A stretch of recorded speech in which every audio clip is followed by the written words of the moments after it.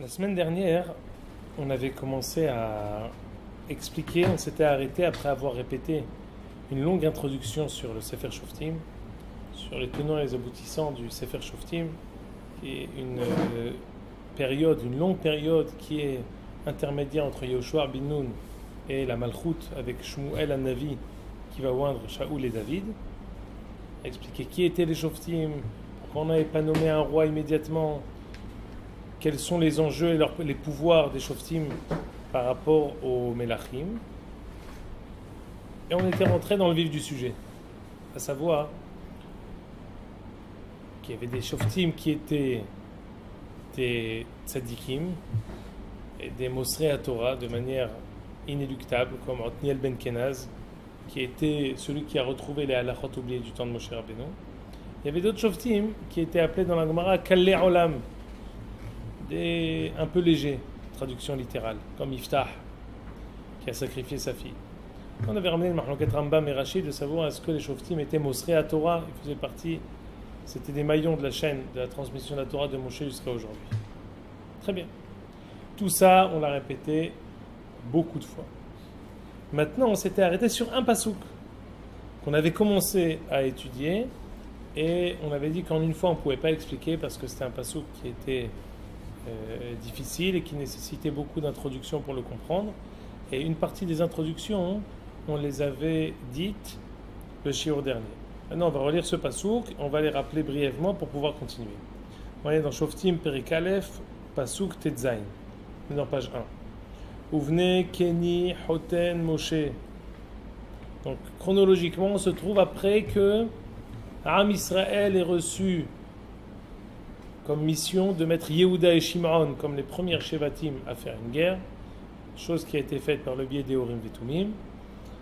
Après que Otniel ben Kenaz ait conquis la ville de Kiryat Sefer, et on avait fait le lien entre l'étude de la Torah et la conquête d'une ville, ce qui voulait vraiment montrer le lien entre la force physique et la capacité aussi à étudier la Torah et à transmettre la Torah.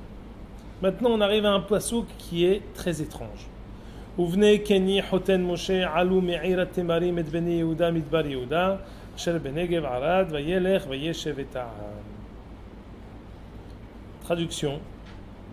Les enfants de Keni qui est le beau-père de Moshe Rabbeinu, Alu Me'ira Temarim, ont quitté la ville qui s'appelle Eira Temarim pour rejoindre Bnei Yehuda dans le Midbar Yehuda. Vayelech, Vayeshev et Ta'am. Justement, ces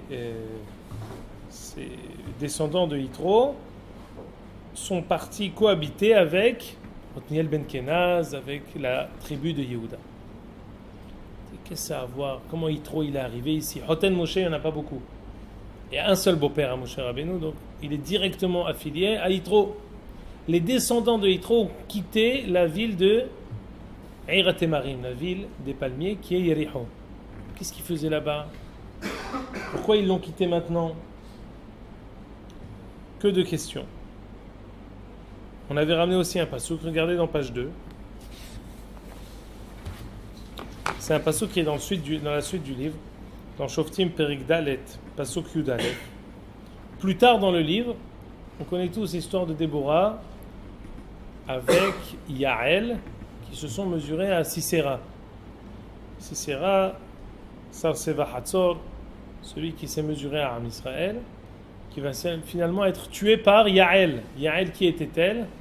Eshet Hever Akeni. C'était la femme d'un monsieur qui s'appelait Hever.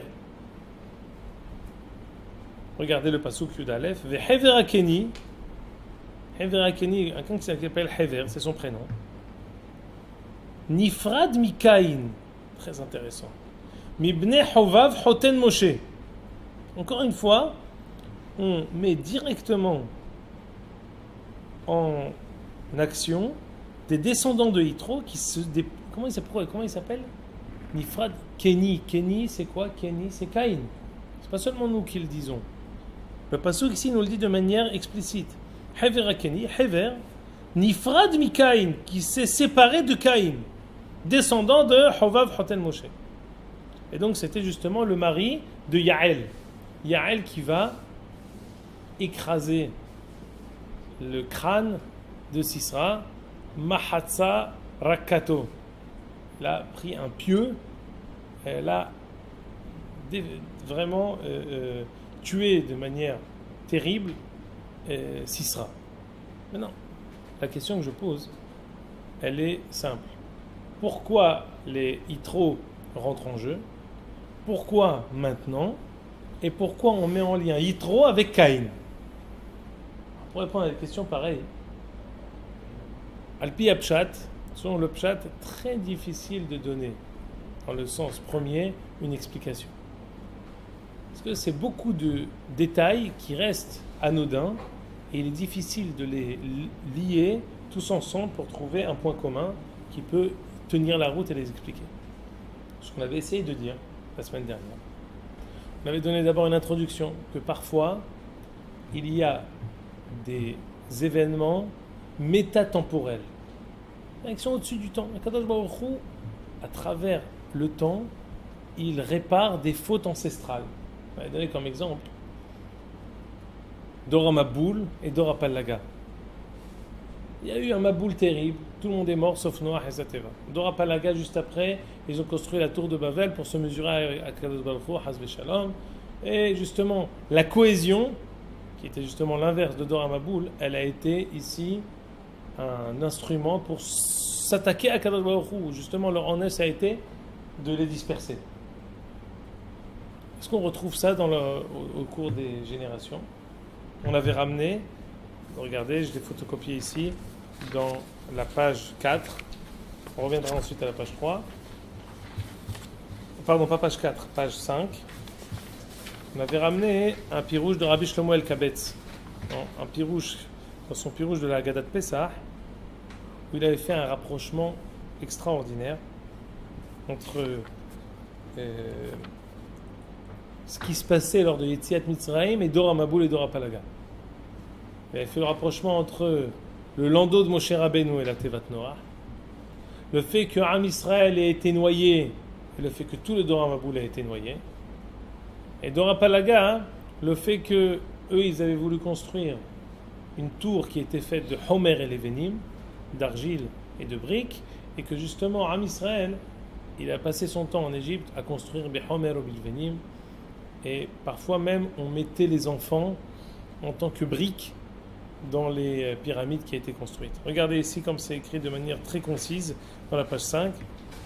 Ouid barach mesabev asibot letzaref ou la ben dorot rishonim. Parfois Akadosh Baruch Hu opère des mouvements, des actions qui dépassent le temps. Parce qu'on peut dire comment on est arrivé de Dora Palaga, Dora Maboul pour arriver à Yetziat Mitzrayim? Qu'est-ce qui se passe? Dans Akadosh Baruch Hu, il y a des longs cycles, des ma'alachim arukim, des choses de longue haleine, avec très longue portée, où Akadosh Baruch Hu, il avance, il est mekadem, il développe des mouvements pour arranger, pour élever certains événements qui sont restés inachevés. Exemple, Dora Maboul et Dora Palaga. Ouidbar mesabev sibot letzaref ou la ben dorot rishonim kasher tishmeu biktsara ki Dora Maboul anidonim b'mayim em mushlachim ay ora.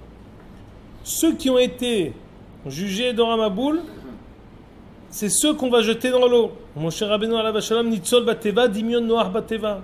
Moshe Rabbeinu, c'est le parallèle avec Noach. Ve'anshe apalaga im mazminim atzmam le'etzan yiv'ara avan yivne la nu'ir. Hem ha'me'ochim balevenim. Kasher tichra'na benot Israël v'tiladna betochatit v'ayom mitgolelim sham. Les mêmes qui ont voulu se mesurer à Kadosh Baruch Hu, c'est ceux qui sont encore une fois mis en tant que briques. Donc, parfois on reprend une chose pour essayer encore une fois de réparer quelque chose qui a pu se passer. Je dis de manière délibérée, ancestralement, parce que ce n'est pas quelque chose qui était immédiat. Asara Dorot, mi Adam ad Noach, Asara Dorot, mi Noach ad Avraham. Après Avraham, on sait, il y a tout ce qui se passe. Comme ce qui a été à Mitzrayim. Kiblou dans la Megillah, sur le Arka. Vadaï. Donc, comme tu ne fais que renforcer que de génération en génération, on continue des mouvements que Akadosh Baruch Hu développe, pousse, binou chez notre Dalvador. Donc ça, c'est juste un exemple. Maintenant, regardez, on vient en arrière.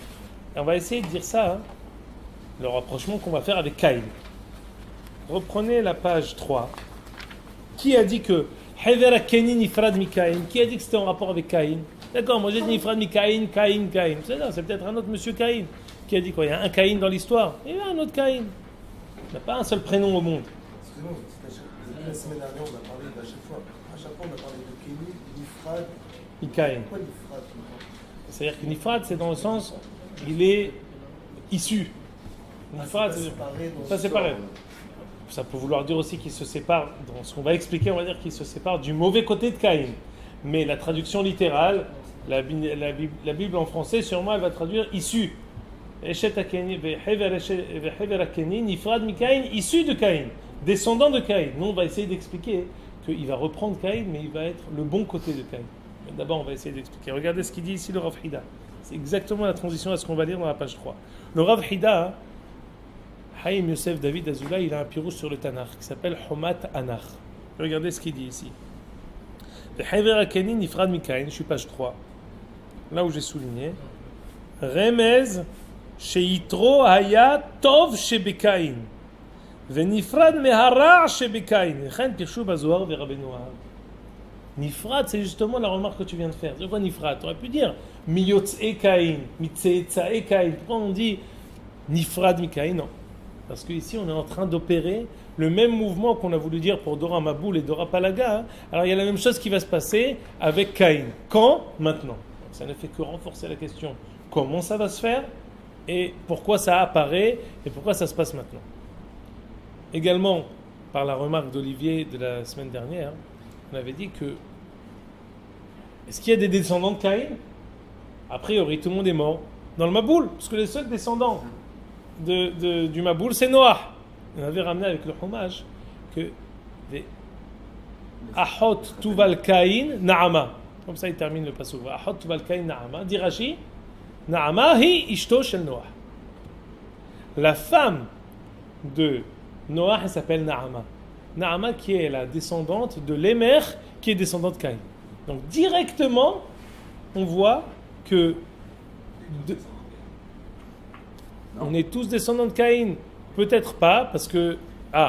indirectement, c'est ça. Parce que comme de Noah, en étant femme, c'est vrai. Non, il y a les comment dire, les gendres de Noah qui sont aussi rentrés avec lui dans la Teva. Avec les filles de Noah. Ah, tu as raison. Tout à fait. Ouais. Donc, juste pour rappeler, la fin du Hamishi de Bereshit, il va Hot Tuval Kain Naama, dit Rashi, Naama hi ishto shel Noah. Donc, vraisemblablement, Caïn, il a réussi à braver l'épreuve impassable qui est le Maboul. Comment? Par Naama. Très bien. Bon, donc ça, c'est de manière technique. Mais non, mais comment de manière effective on va vraiment réussir à réparer, si on peut s'exprimer ainsi, réussir à grandir justement du meurtre ancestral de Caïn qui a tué Hevel. Hevel enenu. Hevel est mort. Kol deme achicha tzoakim elai mina adama. Le sang de ton frère crie. Caïn, il a perduré. Il y a une suite à Caïn. Alors, en général, je vous dis, on n'aime pas, toujours, même quand on ramène les paroles du Sod, que ce soit le Zohar ou le Hari, on sait qu'il y a dans la Hakdama du Sefer Aklalim du Ramchal, il y a là-bas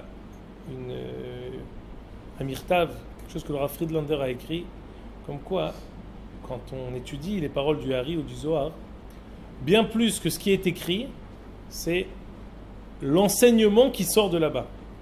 C'est-à-dire que, comme si je donne un mashal, une allégorie, tout de suite on va dire, bon, c'est quoi le nimshal?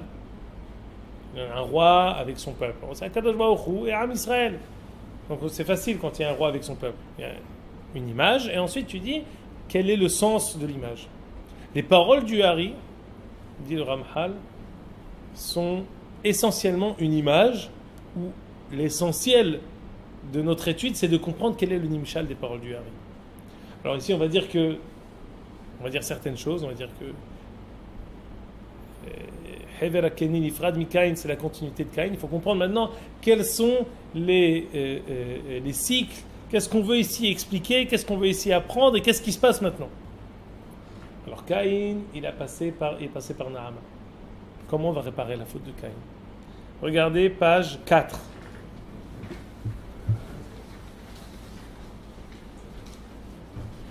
Moshe Rabbeinu, la première fois qu'il apparaît, c'est quand même une apparition assez détonnante. Comment il apparaît? Vayar ish mitzrim ake ish ivrim et ehav. D'abord, c'est une bonne chose que tu dis. Qui tov, la première fois qu'il apparaît, tov. Moshe Rabbeinu, il est que tov. Il a que du bon. Il n'a pas de mauvais. Il a que du bon. Nolad mahoul kulo tov. Très bien.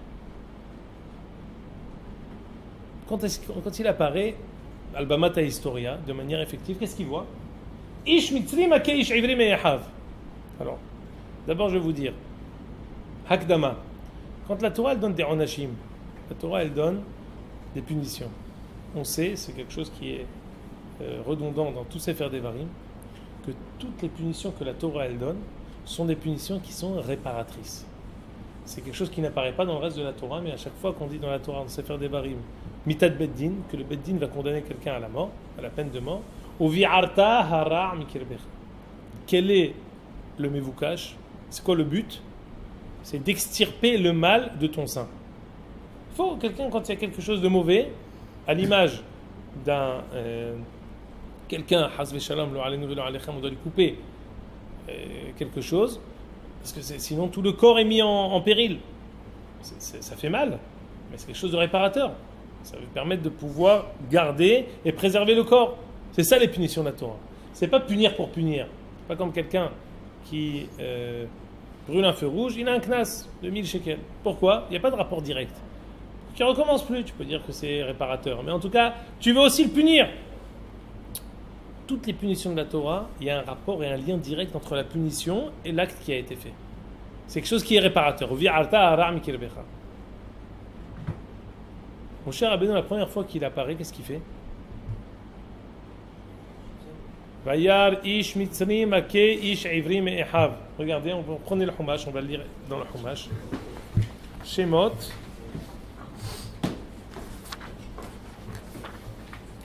On est dans Chumash Shemot. Parashat Shemot. Et on se trouve au Shelishi, le Shelishi de la Parasha. Perigébet, Pasuk Yud Aleph. Amoud Kuf Mem Hed, si on a tous le même Chumash. Vayhi bayamim ahem. Vayirdal Moshe vayetzel ehav vayar besivlotam. Moshe Rabbeinu a grandi. Première chose qu'il voit, Vayar vayetzel ehav. Il sort vers ses frères. Ses frères. Vayar ish mitzrim ake ish ivrim ehav. Il voit un Égyptien qui frappe l'un de ses frères. Vayifen kovacho. Vayar ken ish vayach et mitzrim vayitmene ubachon. Il le tue sur le coup. On avait ramené le Midrash. Moshe Rabbeinu lui a donné un coup de poing. Maké be'egrof. Le Midrash dit lui a donné un coup de poing, il l'a mis à terre. Mort sur le coup. Le Midrash il rajoute aussi, il a pris un râteau pour lui donner le coup de grâce. Vayitmene ubachon et il l'a enseveli dans le sable. Vayetse bayam hasheni. Deuxième jour. Veine shene anashim ivrim nitzim. Une rixe entre deux juifs. Yomer la rachar lamatake re'echa. Il dit au méchant, si on apprend qu'un juif qui lève la main sur son prochain est appelé rachar.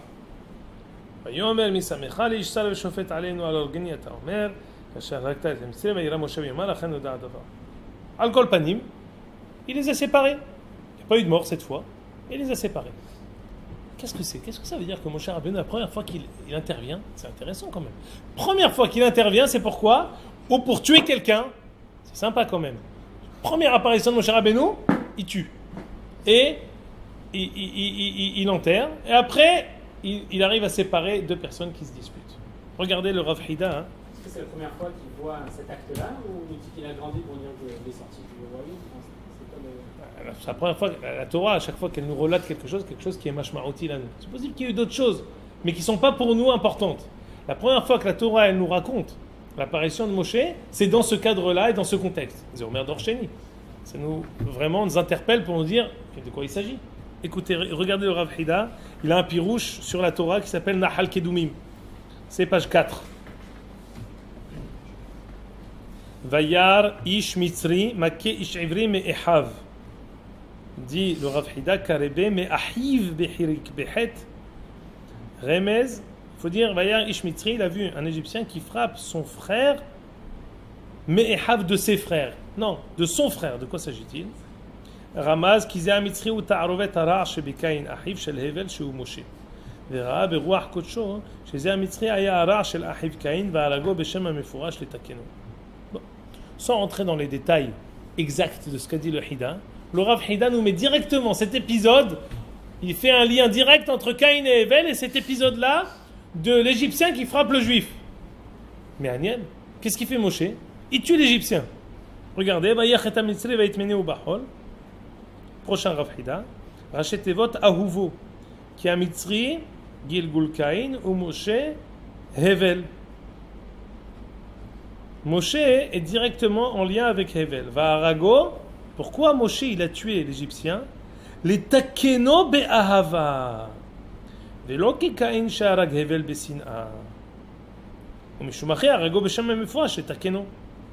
והתמינו בחול שיזכה להתערב בישראל שנמשלו לחול. On voit ici que l'action de Moshe, c'est quoi?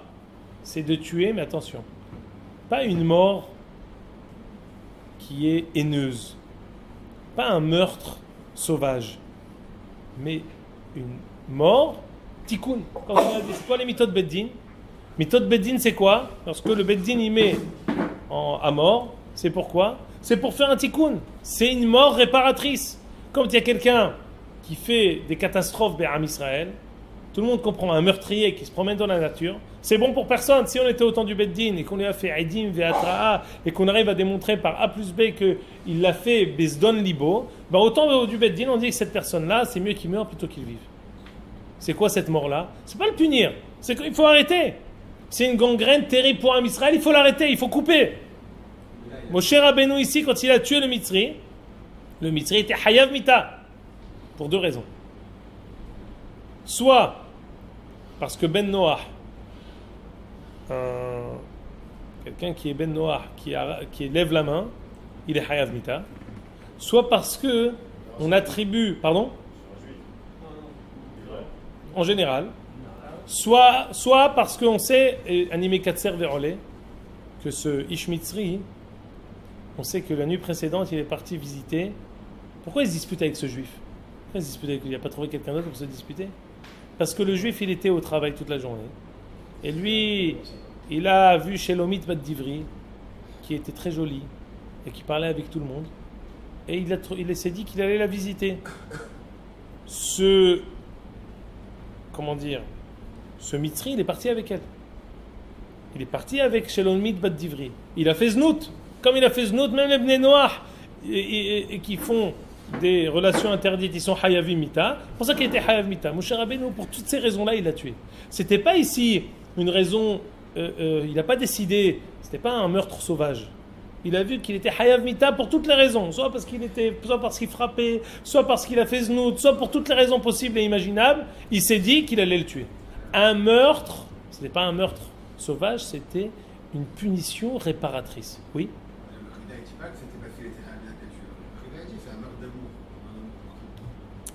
C'est ce que je te dis. J'ai fait comme introduction que tout ce qui est dit dans le Hari et dans les paroles du Hida, il faut comprendre quel est le Nimshal. Le Nimshal, ici, ce que je dis n'est pas contredit par ce qu'a dit le Rav Hida. Ici, le Rav Hida, il a mis le doigt sur quelque chose. Il y a un meurtre, Bessin'a, et il y a ici les Takeno Be'ahava. C'est pour ça qu'ensuite, il va le faire s'ensevelir dans le sable Am Israël qui est Meshulim, qui sont comparés au sable, pour essayer de l'élever, de pouvoir le confondre avec Am Israël. Le Yesod, le principe, il reste le même. C'était pas ici un meurtre de vengeance. C'était ici un meurtre pour pouvoir arrêter une mauvaise chose qui se passait. C'est la première fois qu'il apparaît Moshe Rabbeinu. La deuxième fois, deux personnes qui disputent, qu'est-ce qu'il fait Moshe Rabbeinu? Il les sépare. C'était qui? C'était Datan et Aviram qui vont devenir ensuite les meilleurs amis du monde. Simon et Simon. Ils vont être ensuite Datan et Aviram, ils apparaissent tout le temps ensemble. Pas pour les meilleures choses, mais Datan et Aviram qui apparaissent ici comme deux personnes qui se disputent, ils deviennent après tout le temps ensemble dans toutes les, peut-être pas les bonnes choses, mais ils deviennent ensemble. Mon cher Rabbeinu, il a réussi à maintenant séparer une dispute sans frapper, sans tuer. Comment? Juste par son autorité. Il apparaît et il arrive à faire le shalom entre eux. Introduction, ce que je vous dis. Parce que ça, vous allez me dire qu'est-ce que ça a à voir avec Sefer Shoftim. Je vous donne juste. On a vu, Caïn, il a tué Hevel. Regardez maintenant qui c'est qui met en rapport direct Caïn, Hevel et Moshe Rabbeinu. Regardez dans ce qu'on a lu dans la page au nom du Rabbi Shlomo El-Kabetz. Regardez page 6. Il va faire un autre rapprochement. C'est un rapprochement, c'est pour ça que je vous dis que c'est le même principe. Il ne faut pas s'arrêter aux détails. Il faut s'arrêter ici au Nimshal. Quel est le sens du Mashal qu'on est en train de lire? Regardez en bas de la page 6. Shelachna beyad tishlach. Rabbeinu, il ne voulait pas partir. Quand Baruch Hu lui a dit vas-y, va sauver Am Israël. Moshe Rabbeinu dit non, envoie qui tu enverras. Moi je ne veux pas. Kelomar be'ad mishe'ata atid yishloach atid avo kidrashat rabotenu. עד אשר הוא יתברר גלה לו סוד העניין כי פרעה הרשע הוא קין אשר הרג את הבל ועודנו מחזיק בטומאתו ברשעתו ויבקש להרוג את משה. C'est passé juste après. C'est quoi le passouk juste après dans la... Vous avez le Chumash encore ouvert? Quel est le passouk qui suit cet épisode-là?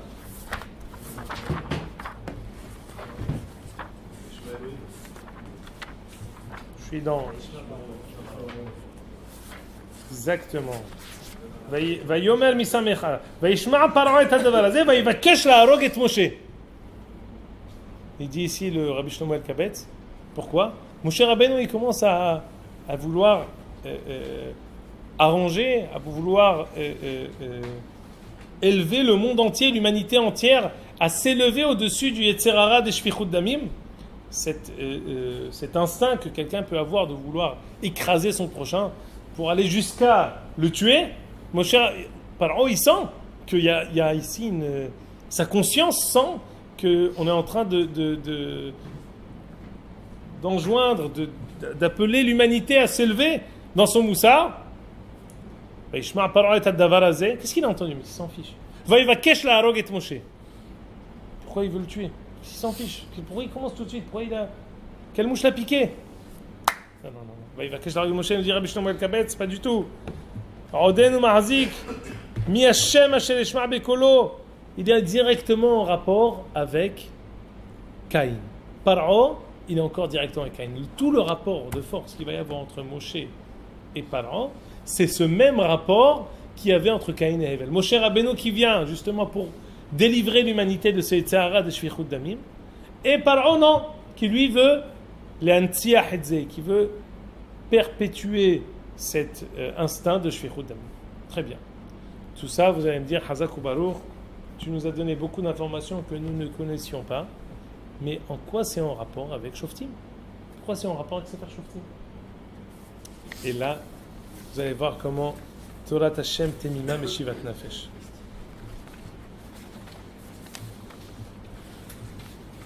Regardez la dernière page, page 8.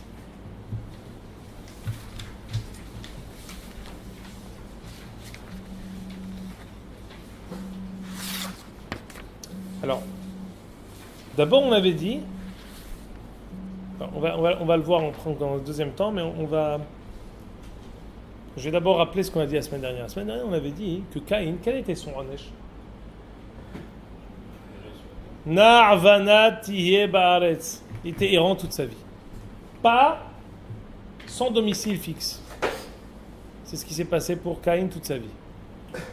Yitro, qu'est-ce qu'il a eu? Descendant de Caïn, ça c'est avéré. Même chose. Yitro, on lui a attribué, donc, comme ce qu'on a vu la semaine dernière dans Parashat Be'alotecha, Yericho. Moshe Rabbeinu dit viens avec nous, il a dit non, j'ai pas envie. Moshe Rabbeinu dit si viens, Kedai Lecha.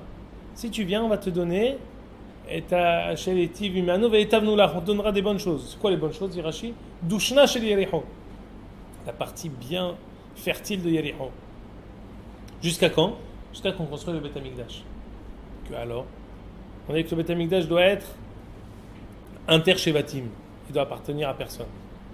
Or, on sait que de manière effective, il a été construit dans la parcelle de terre de Yehuda et Binyamin. Alors on leur a confisqué 500 amot sur 500 amot. Comment on va leur restituer? D'accord, c'est 500 amot sur 500 amot, 250 mètres sur 250 mètres. Ils appartiennent à toi, à Israël, d'accord. Mais tu as pris une parcelle de terre à quelqu'un, il faut que tu lui rendes. Très bien. On va attribuer à Yehuda et Binyamin Yerichon. En attendant, c'était à qui Yerichon? C'était aux descendants de Caïn. C'était à Yitro. Mais ils étaient là-bas en attendant. Ils avaient un endroit qui était attribué jusqu'à nouvel ordre. Qu'est-ce qui se passe ici? On commence à faire les guerres. Vaya'alu me'ir temarim. Les descendants de Yitro, ils commencent à faire un mouvement. Ils bougent. Ils veulent aller vers Yehuda. Pourquoi? Pour apprendre la Torah. Comme se regarder dans la page 1. Page 1, on avait lu Rashi la semaine dernière. Regardez page 1, Pasuk Tetzain, Me'ir Temarim. Hi Eriho. Le Pasuk qui disait, venez Keni Hoten Moshe, Alou Me'ir Temarim et Bnei Yehuda. Dit Rashi, Me'ir Temarim, Hi Eriho, Shenitan Lahem Dushma Shel Yeriho, Leochla Ad Sheibane Bet Hamikdash. On leur avait attribué la ville de Yericho aux descendants de Yitro. Alors, ils ne font pas partie de Ham Israël, donc ils n'ont pas de parcelle de terre qui leur a été attribuée. Donc est-ce qu'on leur a malgré tout attribué la ville de Yericho? Celui chez qui on construira le Bet Hamikdash, il reprendra cette parcelle de terre. L'école Israël on tanoua livnei Yitro 440 shana, 440 ans les descendants d'Yitro, parce qu'on sait que le Bet Hamikdash a été construit 480 ans après la sortie d'Égypte. Donc ils l'ont eu Yitro 440 ans. Et à Talmidim Shebahem Inihua ve'alchou etzel Otniel ben Kenaz ou Ya'betz. Eux, les Talmidim de là-bas, ils se sont dit on veut quitter là-bas, on veut rejoindre Otniel ben Kenaz pour apprendre la Torah. Vayeshev et Ta'am, dit Rashi, Aïm Talmidim et Yoshim lefanav. Ou bikesh me'et HaKadosh Baruch Hu she'azmin lo Talmidim agunim. Otniel ben Kenaz, il a dit, il a pris HaKadosh Baruch Hu, je vais avoir des Talmidim qui sont agunim, des bons Talmidim, intègres, avec des bonnes mitzvot. Qu'est-ce qu'il a fait HaKadosh Baruch Hu? Les descendants de Yitro sont venus à lui pour le rejoindre à là où il se trouvait, Midbar Yehuda. Comment Otniel ben Kenaz Vayeshev et Ta'am. Parce que regarde juste le pasuk, parce que le contexte, on n'a pas photocopié, mais les psukim précédents, c'était Otniel ben Kenaz qui était acteur. Okay. Et vous venez Kenny Hotel Moshe, ils les ont comment dire, ils ont rejoint. Et là-bas, il y a des psukim dans Divrei Hayamim qui dit Ya'betz, il a enseigné. Et on a dit Ya'betz ou Otniel ben Kenaz. Okay. Il a enseigné justement aux descendants de Yitro, et on fait un rapprochement, un parallèle entre des pasukim qui sont mentionnés dans Divrei Hayamim et ici.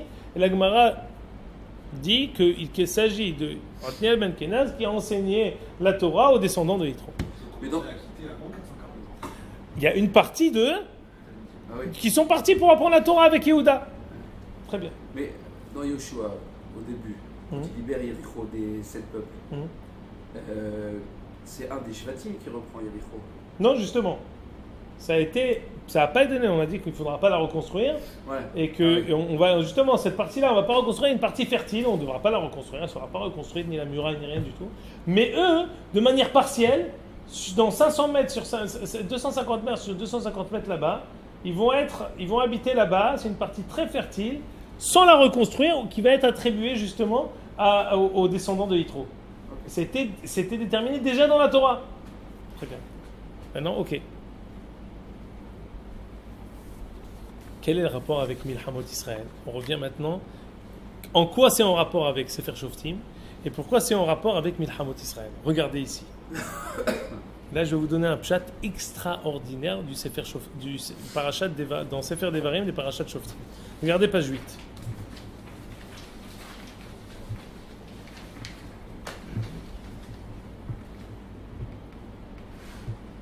Regardez par exemple dans la page Kitikra Bel'ir, Lahem, Ale Ale Tovsa dans le Shevim, Karata Ale Ale Shalom.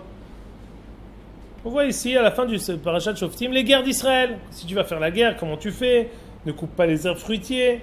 Kitatsur Al-Ir, Yamim Rabim, Lahem Ale Ale Tovsa. Donc on parle des guerres. Kitatsela Milhama. C'est Milhamot Mitzvah. Ensuite, regardez dans Parashat Kitetse la milchama lo yuvecha, on tanu Hashem elokecha biyadecha veshavita shivyo, on dit là-bas milchemet reshut.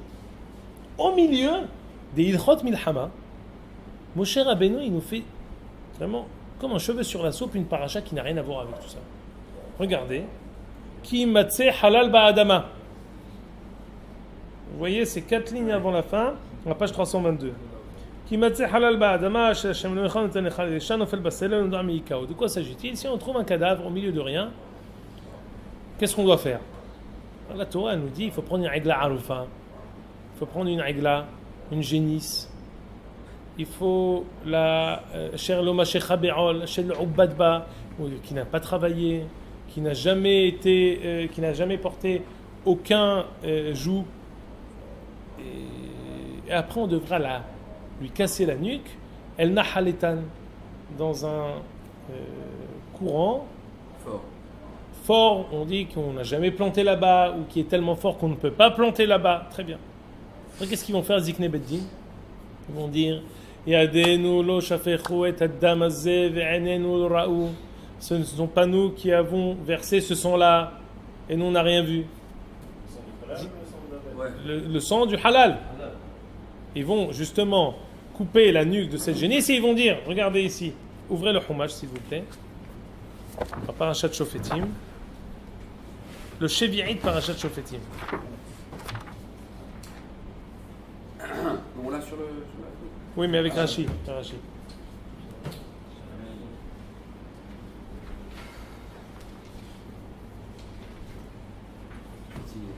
Yadenu lo shafechu, regardez.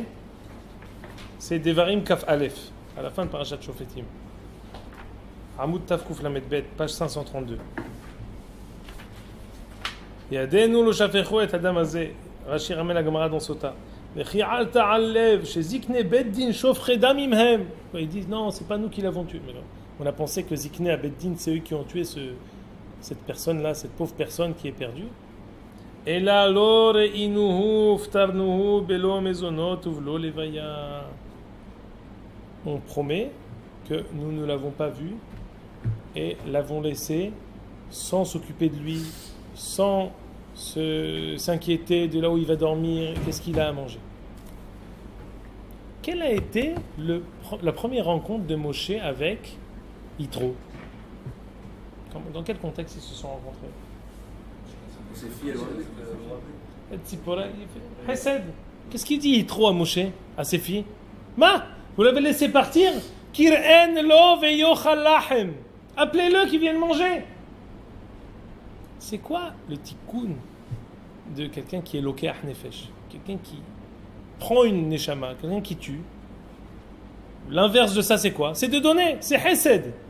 C'est donner à manger, c'est donner à boire, c'est l'hospitalité. C'est ce qu'il a dit tout de suite, dès qu'il a vu Moshe. On avait dit la semaine dernière que le tikkun de Het Kain, ça se passe toujours par le Nekeva, par les filles. Eshet Noach, c'est Naama. La descendante de Yitro qui va être en rapport direct avec Moshe, c'est qui? Tzipora. C'est elle qui va donner à manger. Yael, Eshet Hever Akeni. Hever Akeni, Hever qui est directement en rapport avec Caïn, qui sait qu'il va se bagarrer contre Sisra. Lui, c'est un homme, il est très gentil, mais il est inexistant. Qui c'est qui agit? C'est sa femme. C'est Yael qui rentre en jeu, qui lui a donné un bon verre de lait, qui l'a endormi, et qui après qui lui a écrasé le front. On voit que ça passe toujours par la femme. Le Hesed. Ça passe du côté Nikvi. Qu'est-ce qui se passe ici? Qu'est-ce qu'ils disent les Zikne Beddin? Maintenant, qu'est-ce que c'est Aigla Arufa? On connaît tous le Rashi dans Parashat Hukat de Rabbi Moshe Adarshan. Dit Rashi on Rabbi Moshe Adarshan. C'est quoi Parashat Para Aduma? Tavo para vetekanea tzoad bena. Quand on a reçu la Torah, Ani amarti Elohim atem, vous venez Aïdion Kulechem. Quand on était Israël Shamdu al Arsinaï, Paskazo Amatan. Quand on était devant le mont Sinaï, on est arrivé à un point tellement haut qu'on est arrivé au moment où presque on ne mourrait plus. On a réparé le Het Adam Arishon. Qu'est-ce qu'on a fait? Achen ke Adam temutun. Vous avez fauté. comprend pas Heta Egel. C'est quoi la réparation de Heta Egel? Qu'est-ce qui brave la Toum'a de la mort, l'impureté de la mort? Para Adouma. Pourquoi, dit Rashi? Va venir la maman, la vache, et va nettoyer les saletés de sa fille, de son fils, de la génisse. Qu'est-ce qui était Para Adouma, cher le Ubadba, cher le Mashecha Be'ol? Elle aussi, elle n'a pas travaillé. Pourquoi on a besoin qu'elle n'ait pas travaillé? Keneged beze'at apecha tochal lechem. Adam Arishon, il est quoi comme qu'il a là? Tu vas travailler, tu vas suer. Nous, on a besoin pour faire le tikkun de Het Adam Arishon, quelque chose qui est au-dessus de tout ça. Quoi? Qui n'a pas travaillé, qui n'a pas supporté aucun rôle. La Egla Arufa, c'est la même chose. Egla Arufa, elle fait quoi? Au milieu de Milhamot Israël. Milhamet Reshut, Milhamet Mitzvah, qu'est-ce qu'on dit? On ramène Egla Arufa, quoi? On voit la Moussariout de Am Israël. Qui quoi? Qui dit, on veut Haz ve Shalom, qu'on ait vu qui que ce soit, qu'on n'a pas aidé, à qui on n'a pas donné mésonote, à qui on n'a pas donné l'hospitalité. C'est quoi ça? C'est quoi la Egla Arufa? C'est Am Israël, dans ses Milhamot, veut s'élever au-dessus de tout meurtre gratuit. Pourquoi Egla Arufa, elle arrive au milieu de Milhamot Israël, Milhamet Reshut et Milhamet Mitzvah? Parce que justement, contrairement à n'importe quelle autre guerre, toutes les guerres qui peuvent être de Umot HaOlam, des guerres impérialistes qui est pour s'élargir et arriver à conquérir le monde entier, il y a des guerres qui sont anti-guerres. Les guerres qui sont contre les guerres, c'est quoi? Les guerres qui sont contre les guerres, c'est les Milhamot de Am Israël. On avait dit cette même idée dans Yehoshua. Pourquoi on fait la guerre avec la même épée avec laquelle on fait la Brit Mila? On dit Aselecha harvot tsurim. Yehoshua prend des glaives pour faire la Mila. C'est dangereux. Faire la Mila avec un glaive aiguisé, ça peut très mal se terminer. Avait dit le lève à Aaron, non! On fait avec le même glaive avec lequel on fait la guerre, on fait la Brit Mila. C'est quoi la Brit Mila? C'est au contraire. C'est s'élever. C'est limiter toutes les pulsions qui sont parfois incontenables, tout garder de manière proportion gardée. On se mutile dans notre corps, dans l'endroit le plus cher, qui est la possibilité pour nous de pouvoir continuer la vie, et de dire on le fait, mais on le fait d'une manière qui est contrôlée. Ça, c'est Milhamot Israël. Le Egla Arufa qui arrive avant Milhamet Reshut et Milhamet Mitzvah, c'est la même chose. Am Israël, même si on peut avoir Halal Ba'adama, on sait que sans arrêt, ce qu'on veut, c'est quoi? C'est la Netina, c'est Hesed, c'est élever n'importe quel meurtre sauvage à, au contraire, les guerres d'Israël. Pourquoi Kadosh Baruch Hu, il n'a pas fait que les Shiva Amamin, ils fassent comme le Girgashi? On sait que le Girgashi, Pana, avant de rentrer en Eretz Israël, on avait étudié dans Yehoshua, Yehoshua, il a envoyé 3 missives qui disaient, celui qui veut partir, Bechavod. Personne n'est parti, sauf le Girgashi. On a pu faire un nes, que tout le monde part. Pas du tout, très mauvais nes. Pourquoi? Parce qu'on ne va pas faire Milhamot Israël. On doit faire Milhamot Israël. Les guerres d'Israël, c'est une Bessora pour toute l'humanité. C'est une très bonne nouvelle pour toute l'humanité. Pourquoi? Parce que nos guerres, elles sont anti-guerres. C'est les guerres qui montrent qu'on peut faire la guerre en restant intègre, en restant quelqu'un qui a la plus grande moussariout, qui est là avec le plus grand degré de morale. On avait dit c'était ça.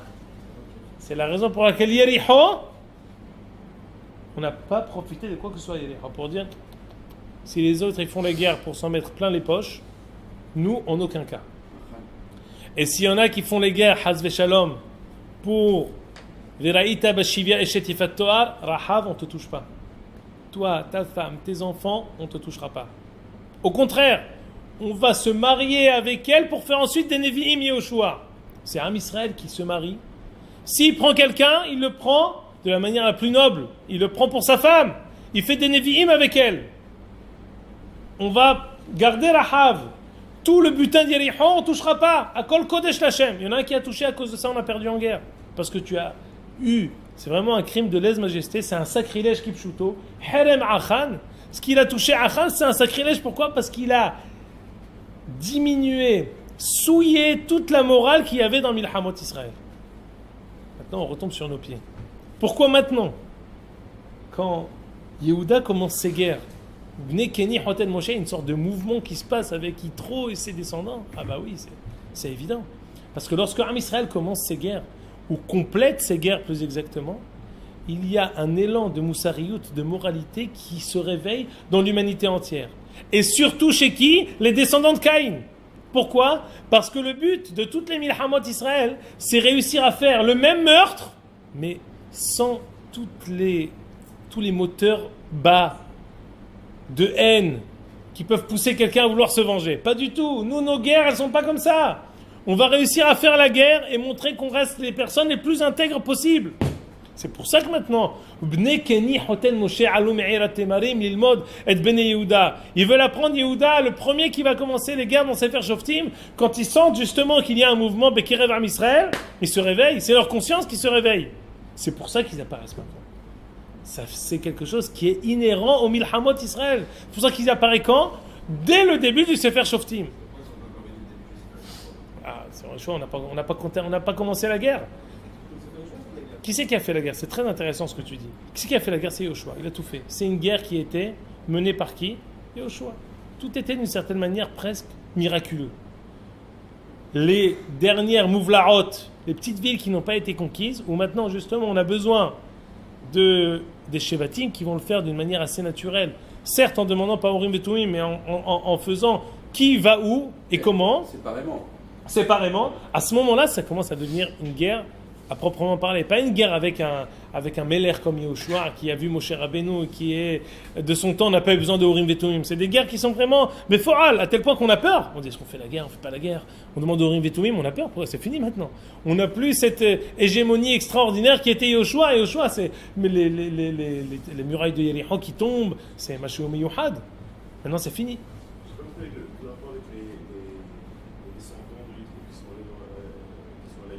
Ah, extra. Maintenant tu me donnes le dernier virage. Pourquoi on l'a mentionné? C'est ce qu'on a dit. Maintenant, pourquoi ils vont étudier la Torah?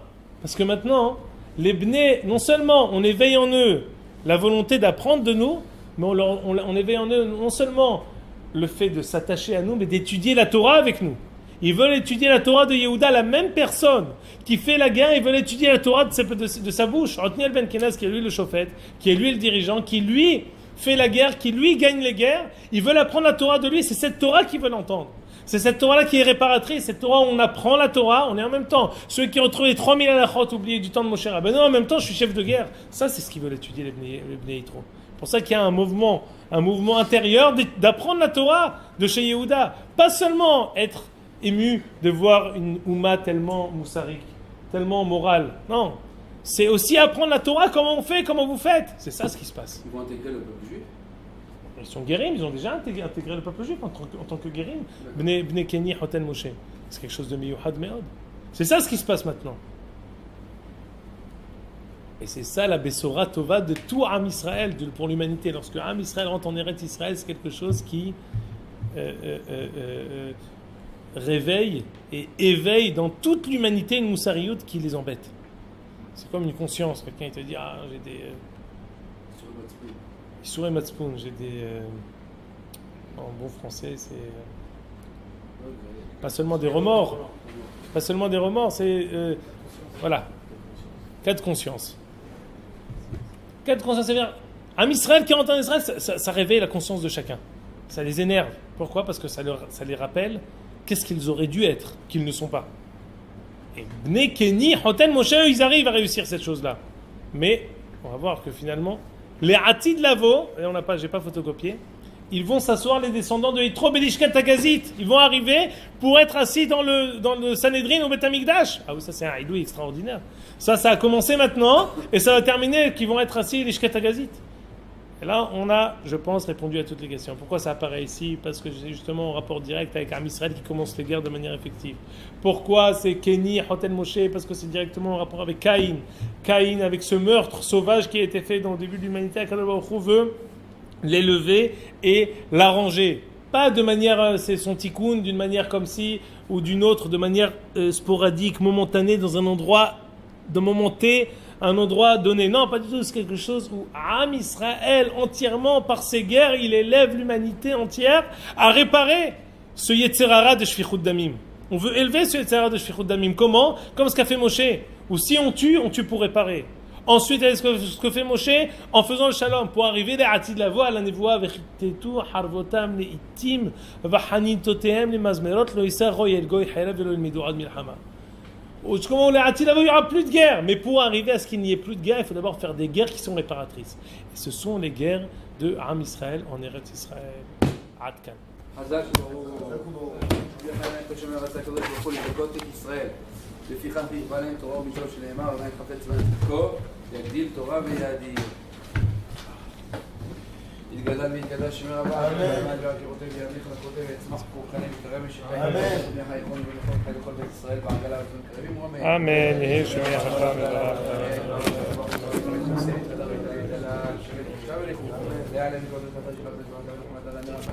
אמן. על ישראל ועל רבנם ועל תלמידי הון ועל תלמידי הון ועל תלמידי דיב לך אז בנפלתה ואתה יהיה לנו ולכון לשלמך לנוח ישראל וחמי מן קודם הרשמיה והרעבים רמי יש אמר הרשמיה חמי צהוב שואלים חמי צהוב כבר ולספר כפרה ולבא צלה לנו חלמו ישראל במרומי זה שלנו רב וחמאס שלום עלינו ועל כל עם ישראל במרומי אמן. חזק